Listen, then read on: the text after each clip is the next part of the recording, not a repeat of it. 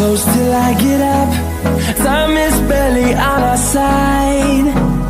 Assalamualaikum warahmatullahi wabarakatuh. Halo sobat, kita bertemu lagi dalam Biodiversity Channel, yang mana di konten kali ini kita akan membahas bagaimana kunci sukses budidaya ikan nila. Sobat Biodiversity, budidaya ikan nila ini sangat baik karena ikan nila ini merupakan jenis ikan yang tidak kanibalisme, tidak memakan sesama seperti halnya ikan lele.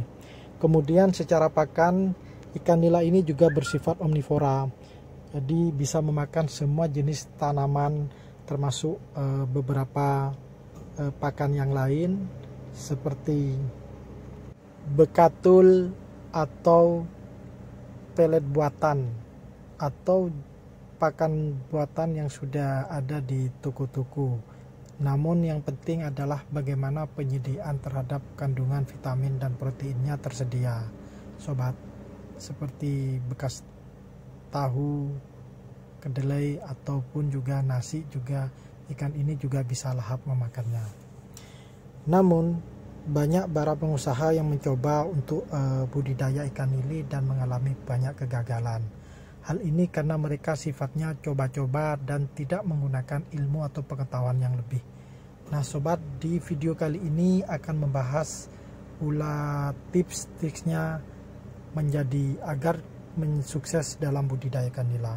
I don't wanna waste what's left. The storms we chase.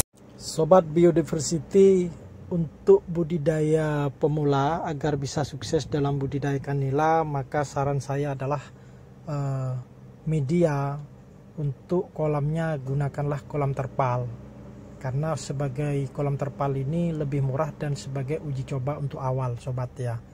Namun jika memiliki banyak anggaran kemudian ingin menekuni secara serius, maka kolam beton juga menjadi alternatif yang sangat baik karena lebih bersifat permanen. Sobat Biodiversity yang baru melihat channel ini, maka dapat dibantu dengan menekan subscribe tombol merah di sebelah kanan bawah, karena ini akan dapat membuat channel ini akan lebih berkembang dan menyajikan konten-konten yang menarik tentang budidaya ikan. Sobat Biodiversity, dalam budidaya ikan nila terdapat dua segmen atau tahapan masa dalam membudidayakannya. Yang pertama adalah tahapan pemijahan dan pendederan. Ini dimulai dari persiapan induk hingga kawin, hingga bertelur dan memiliki anak. Dan anakannya inilah nanti yang dibudidaya atau dijual.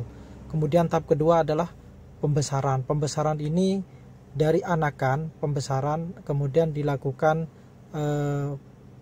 taruh di kolam khusus yang cukup luas untuk dibesarkan hingga jadi konsumsi. Nah, di video kali ini saya akan menjelaskan bagaimana tahapan pembesaran.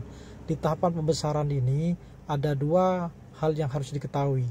Jika pertama adalah kolam yang kita miliki adalah berukuran tidak terlalu luas, maka kita harus memahami bahwasannya ikan nila itu tidak boleh banyak jumlahnya, karena ini berkaitan dengan perebutan pakan agar pertumbuhan ikan nila ini bisa maksimal. Namun jika kolam kita luas, maka kita perlu hanya mempersiapkan pakan yang banyak dengan jumlah tebar ikan bisa 100 hingga 1000 sampai seluas kolam yang ada. Jumlah tebar padat mempengaruhi tingkat pertumbuhan daripada ikan nila. Selain itu, perlu dibantu dengan adanya aerotor atau gelembung-gelembung yang dihasilkan sebagaimana di dalam kolam ini sobat. Ini karena untuk membantu jumlah oksigen terlarut yang sangat dibutuhkan ikan nila. Jika ini tidak ada, maka ikan nila daya nafsu makannya akan berkurang. Kemudian ketika dia tidak makan, maka pertumbuhannya pun akan lambat. Dengan jumlah ikan nila yang banyak juga semakin perlu banyak oksigen terlarut di dalam kolam itu sendiri agar pertumbuhannya baik. Untuk budidaya di segmen pembesaran ini, maka hal yang perlu diketahui adalah dalam pemilihan bibit. Pemilihan bibit diupayakan jangan menunggu atau memilih bibit yang ukurannya kecil atau hasil dari pemijahan sendiri, karena ini akan lebih bersifat lama. Lebih baik kita membeli pada pasar ikan atau yang sudah menyediakan bibit-bibit dengan ukuran minimal 5 cm yang sudah siap atau mau ketika dipakan pelet atau pakan buatan. Hal ini untuk mempercepat proses pertumbuhan atau memangkas siklus dari kecil buraya hingga menjadi dewasa. Rata-rata ukuran dalam budidaya ikan nila dalam proses pembesaran adalah usianya 4 bulan. Namun jika kita memelihara ikan nila dari kecil seperti halnya dalam video dari buraya seperti ini, maka siklusnya pun akan lebih panjang, sehingga yang awalnya bisa 6 bulan panen atau 5 bulan atau bisa paling singkat 4 bulan.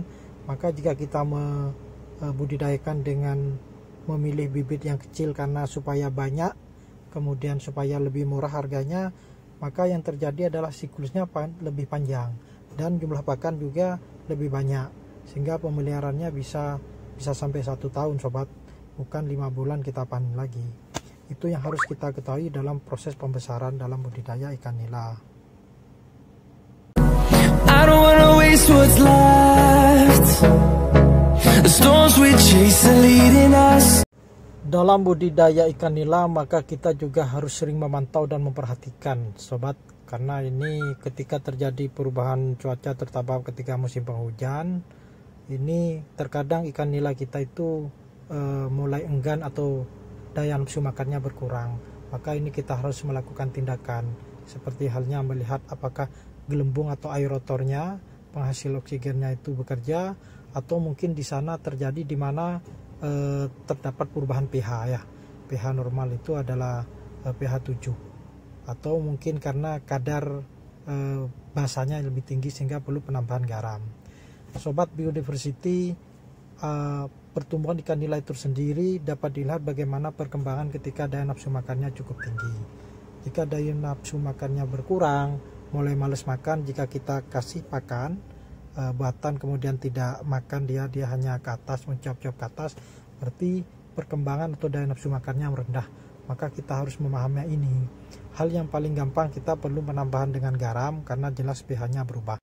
Namun jika nafsu makan daripada ikan nila ini berkurang atau tidak agresif ketika kita kasih pakan sobat, maka hal yang paling dilakukan yang terbaik adalah mengganti sebagian daripada air itu sendiri atau mungkin seluruhnya, karena jumlah kadar amoniak di dalam air itu berarti sudah melebihi kadar batas atau melebihi ambang batas yang disyaratkan, sehingga daya nafsu makan ikan nila menjadi berkurang. Dengan penggantian ikan air baru seperti halnya di dalam video itu sobat, airnya dikurangi kemudian dikasih air baru, maka nanti daya nafsu makannya akan otomatis meningkat dan akan terlihat bagaimana pertumbuhannya juga semakin cepat ketika kita kasih pakan, baik pakan buatan alami, tanaman seperti kangkung, kemudian lemna ataupun lumut, ditambah dengan pakan buatan, maka pertumbuhannya akan maksimal dan sangat baik untuk dikonsumsi atau ketika kita jual sobat. Oke sobat, itu saja yang bisa saya sampaikan, kurang lebihnya mohon maaf. Assalamualaikum warahmatullahi wabarakatuh. What's left? The storms we chase are leading us.